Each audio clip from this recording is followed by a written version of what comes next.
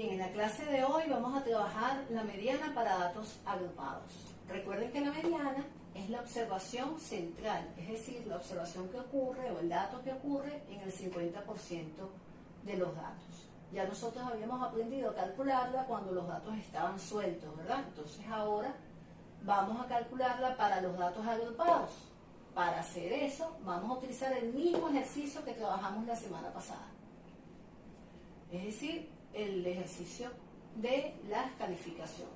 Entonces tenemos que la fórmula para calcular la mediana es igual al límite inferior de la clase mediana más n sobre 2 menos la frecuencia acumulada anterior entre la frecuencia de la clase mediana por el intervalo de clase. Ya vamos a entender cada uno de estos elementos que están en la fórmula. El primer elemento nuevo es la clase mediana, ¿verdad? ¿Cómo identificamos la clase mediana? Para identificar la clase mediana vamos a dividir n sobre 2, en donde n es el número total de datos, que sería en este ejercicio 22. 22 entre 2, que es igual a 11. Este número lo vamos a ubicar en la columna de la frecuencia acumulada, donde ocurre ese dato, y eso nos va a permitir identificar a la clase mediana.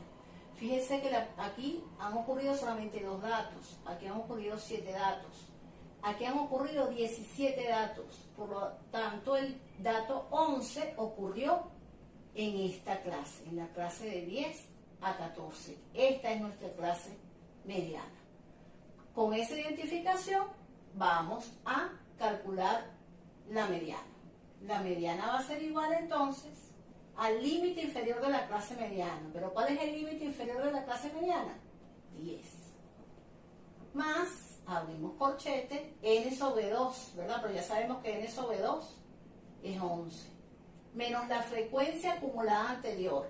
La frecuencia acumulada anterior a 17 es 7, entre la frecuencia de la clase mediana, que es 10, por el intervalo de clase, y el intervalo de clase es el tamaño de la clase más 1.